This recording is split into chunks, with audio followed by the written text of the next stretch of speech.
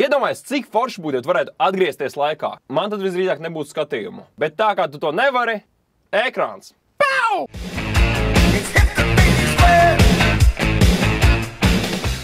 Šī rudens labākā feel good filma ir laiks. Daudz no jums šobrīd visdrīzāk sprākst pie saviem kompiem ar kliedzenēm. Lol, šī filma ir tik veca. Viņa ir... Man nav jātaisnojas jūsu priekšā. Ja? Es viņu noskatījos, es viņu recenzēšu. Mans raidījums.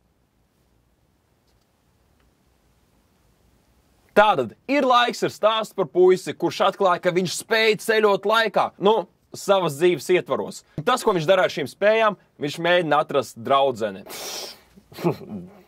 Nopietni, tas viss. Es mēģinātu atrast draudzenes. Jā, vairākas, jo spējas ir jāizmanto lietderīgi. With great power comes great responsibility.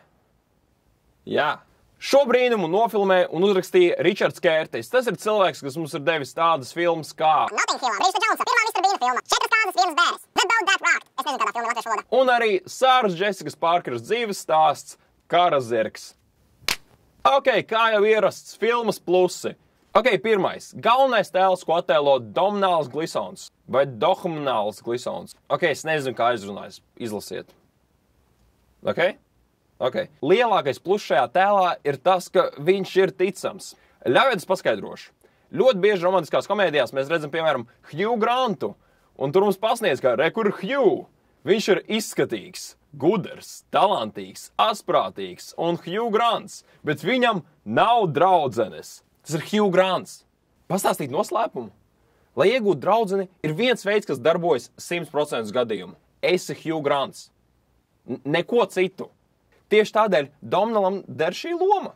Redzot viņu, es noticu, ka viņam varētu nebūt draudzene. Otrais pluss ir tas, ka tā ir romantiska komēdija. Šeit tas vārds ir izmantots nevis tā, lai iemestu dažus jokus, bet tādēļ, ka pirmā filmas puse ir tiešām hilarious. Jā, latviski nav tāda vārda, tāpēc izmantošu hilarious. Pirmo pusi tu pavadi smaidot, vai smejoties, vai ķiķinot, vai smaidot. Pozitīvākais ir tas, ka tie nav mūsdienās populārie one-liner joki. Tāpat tie nebija uzspiestie joki, kuros rodas sajūta, ka filmas autors stāv tev blakus ar pistoli. Smejies! Smejies! Nē, tā ir tava izvēle, un tu izvēlies smieties. Un trešais pluss, es nezinu, cik objektīvi to teikt, daudzi tēli ir ļoti šarmanti. Galvenokārt arī vadošais pāris. Domhnāla Glisons un Reičela Makadamsa veido ļoti ticamu pāri. Šo pāri ir patīkami skatīties. Es varētu ilgi skatīties uz šo pāri. Ja kāds no jums uzskata, ka īstajā dzīvē ir tāda veida pāris, pazvaniet man. Pārējiem pie mīnusiem. Pirmais mīnus, manuprāt, ir tas, ka filmas gaitā mainās noteiktas stilistiskas iezīmes. Tas ir tāpat, kā ja es pasūtītu picu ar vistu, un picas vidū vista kļūtu par šķiņķi. Tā aizvien ir ļoti laba pica, bet vienkārši dažas lietas ir mainījušās. Es nerunāju par stāstu vai tēlu iezīmēm, es runāju par mazajām detaļām, kas parādās sākumā, bet zūd uz beigām. Otrais mīnus ir tas, ka vienā brīdī tiek ļoti uzspiesta dziļā doma. Rodas sajūta, ka kaut kur ap scenāriju rakstīšanas vidu autoram ienāca prātā: hei, esmu izveidojis ļoti izklaidējošu un priecīgu filmu.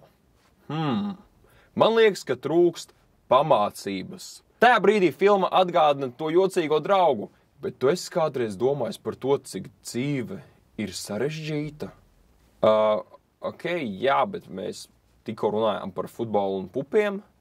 Laba doma, bet mazliet pieklibo izpildījums. Galvā šai filmai ir ļoti grūti atrast mīnusus. Pat ja filmas gaitā tu skaties līdzi un domā, jā, man nepatika tas, filma atstāja tik ļoti patīkamu un labu, siltu pēcgaršu, ka viss šīs negācijas vienkārši pazūd. Kopsmā tā ir ļoti laba randiņa filma. Filmu, uz kuru aiziet randiņā, vai arī filmu, uz kuru aiziet skatīties, kā citi iet uz randiņiem.